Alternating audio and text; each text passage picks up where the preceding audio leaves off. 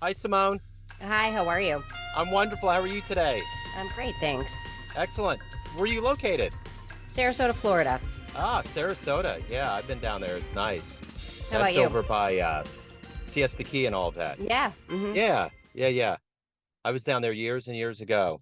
Um, well, Yeah, hey, it's a it's great to beautiful meet you. place. Yeah, What's you that? too. It's a beautiful place. It is a beautiful place for sure. Um, Before we hop into your life, which is very busy and diversified, I want to begin with COVID. I know Okay. Florida was kind of on a different plane of playing with the whole COVID thing, but just overall with you professionally and getting through it, how did you get through that 3 years, and how did it change you now that we've kind of come out of it and emerged on the other side? Okay. Yeah, you want to start now? Yeah, well, yeah, You out? Okay. I come from jazz radio, so it's like boom, let's go. Okay. Yeah. Uh Sorry. I was like, "Oh, are you recording?" Yeah. Okay. Yeah, Yeah. yeah. And you know what? I'm getting to a point now where it's like because of what I'm used to with jazz radio, when I ask people, "Are you ready?" They're like, "What are you talking about? I'm breathing. Let's go." Right. So Right. I guess I just assume sometimes, and I could tell that you have a lot of energy, so I figured you'd be like, "Let's go. Let's get Oh, ready." I'm ready. I'm All right. ready. I Yeah. just usually people are like, "Okay, we're going to do this and we're going to do this." So I love this. This is Yeah. great. Good. I like Yeah. it. So it's interesting. My first book came out in October of 2020. Okay. I mean, perfect timing for a book to come out during COVID, right? I mean, Yeah. you can't travel anywhere to talk about it, but I think it actually worked in the end because so many things became virtual. So I was able to do virtual speaking, virtual book launch.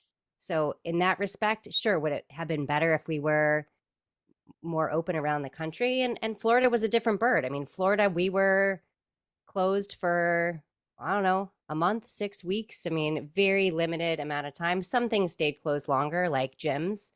Yeah. The kids' school was closed for from March until September locally. And so they did everything virtually. And again, at least they were able to do that. I mean, they found a way to change it up, and it was very effective for our kids. At least I know for a lot of people in the public schools it was really difficult because they don't have access to they might not have access to the internet, they might not have access to computers, and then so how do you move forward? And the county wasn't ready to all of a sudden give out thousands of computers to kids who don't have them.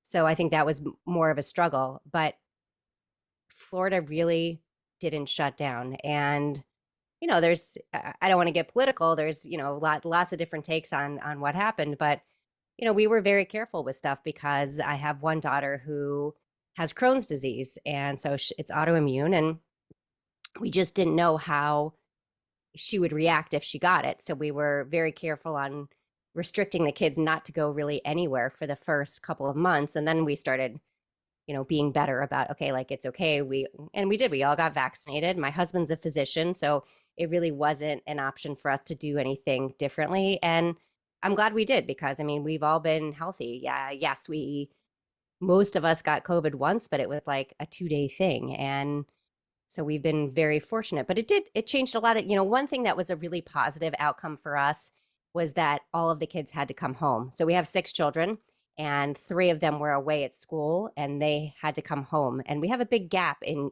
ages. So our youngest is 15, our oldest is 27. And so when he went off to college, yes, they loved each other, but they didn't really like each other at that point. She was a little annoying kid, and, he was like, oh, this cool teenager. And so once he came back, everybody became good friends, which was such a positive thing. I always used to joke with the kids that um, once you leave, you can't come back. Once you leave, you can't come back. And then this happened and everyone had to come back. So, but that was a really positive thing for us. Yeah, I think there was a lot of silver linings that went into it for sure. Um, so let's get to the essence of what you do for a living. If I put you in front of a bunch of third graders, career day, one of the kids looks up and says, "What do you do for a living?" How do you answer that child? I'm an author and keynote speaker. Okay. So what did you want to be in the third grade? I wanted to be a doctor. Okay. I started pre-med when I was in college, and guess what happened? I failed organic chemistry. I Uh-oh. took it again, I got a D. And I was like, okay, well, I don't think I'm going to go be going to medical school.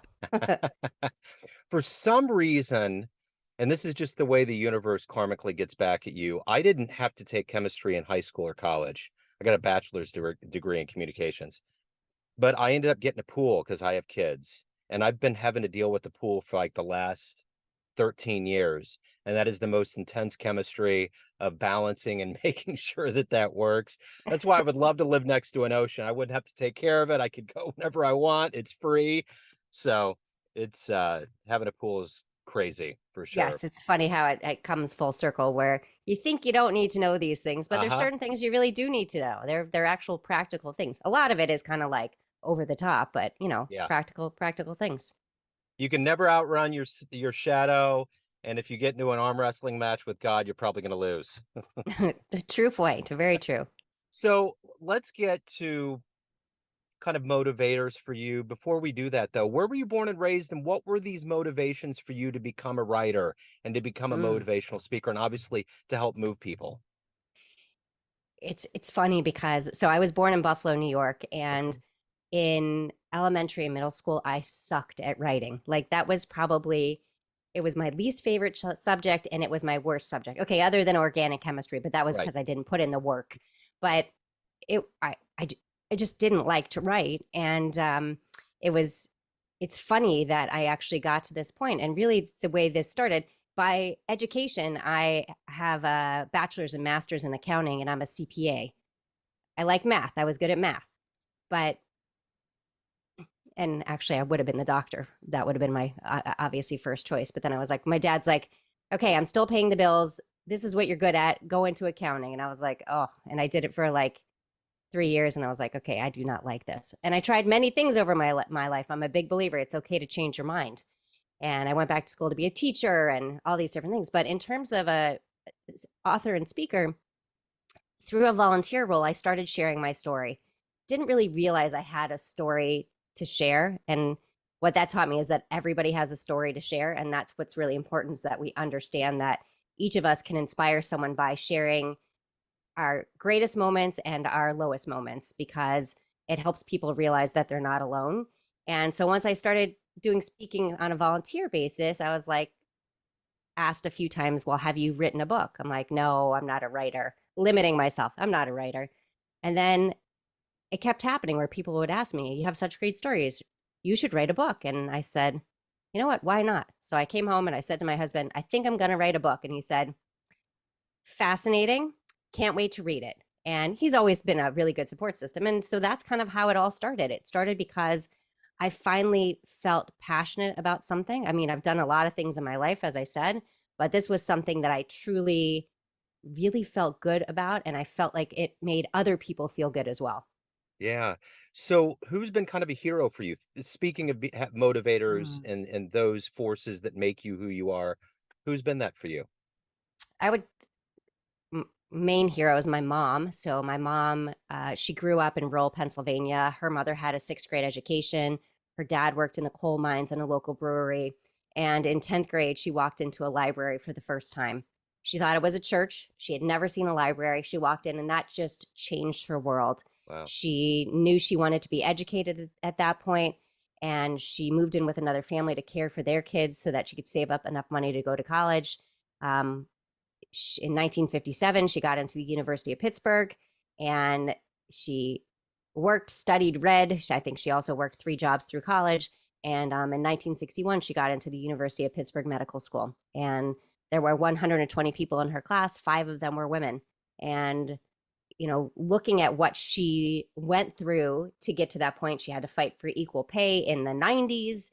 Um, so all of the things that she did, and she struggled the whole time believing in herself. I still remember her going to the library and picking out the latest self-help book, and every Sunday morning she'd be reading it on the couch, just trying to build up her self-esteem, because she was told for so long that she's working in a man's world and her voice doesn't matter. Well, you know what? It did matter. It was like she became a leader in her field. And so when I look at her and I think that all of the things that she went through, and people talk about being self-made, I don't really like that statement because I feel like no matter what, you have support, whether it's your teachers, whether it's, there's always someone supporting you. Um, but she really went, she could have just chosen not to do any of this, right? And she really pushed herself. And, so when I was little, people would say, "What does your mom do?" I'm like, "Oh, she's a doctor." And as I grew up and realized when she went through, I'm like, she was a doctor. Like this was a big deal. So Yeah. she's definitely, my inspiration and really my hero. So you'd mentioned that's a great story about her going into the library for the first time, and there's always that flashpoint with the book. What was the book for you that made you want to read more or fascinated you to either to want to write and to delve in more? Ooh, there's a lot of books. So, and I'm blanking on the title. There's a book that I read. So we adopted our youngest three children, and we have two children from Ethiopia. And I'm gonna have to look up the title because it's been a while since I've looked at it. But it's a story about a woman who her child passed away. She opened an orphanage in Ethiopia, and she basically raised all these children that nobody would adopt because they had HIV. And it was just it was just such an inspirational story about like when she took something that was such a horrible moment in her life of her child passing away and made it into something really spectacular.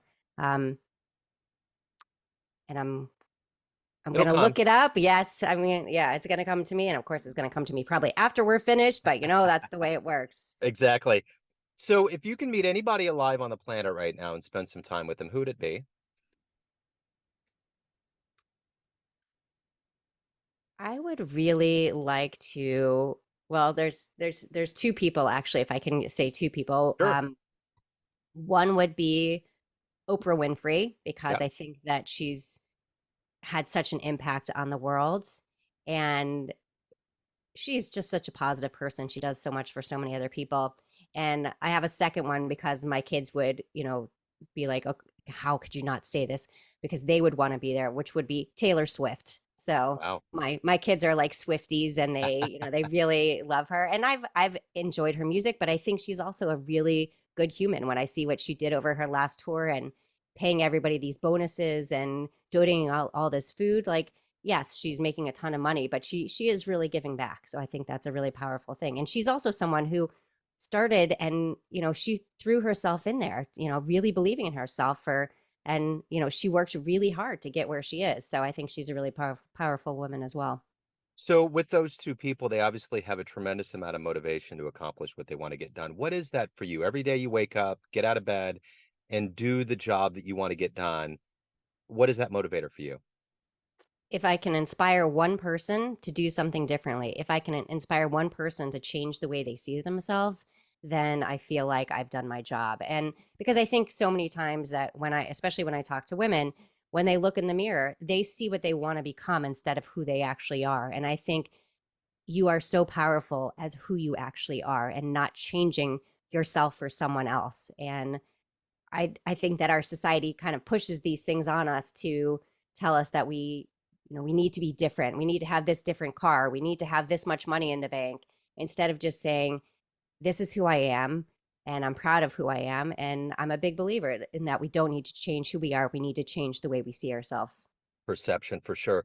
So let me ask you this. Of all of the clients that you've served and been around, what's one of your happiest success stories? I think everyone is a happy success story. I want to say that when someone comes up to me and says, you inspired me to do something differently. I had a woman who she's in her 70s and she said, I read your book and I'm taking this trip and I've been hesitant to do this because I didn't want to do it by myself, but now I've signed up to take this trip and I'm gonna go do it. And to me, that was a really big deal. I mean, she's in her 70s. She didn't want to do anything new and she did it. And she had like the most amazing time, met amazing people. And so stories like that, it doesn't have to be the big, huge things. I think we also tell ourselves that all the time that, if we're not making this monumental impact, if we can change one person's life in just a small way, then we're impacting the world. What's the best advice that you've ever gotten in your life? Something you still remember to this day?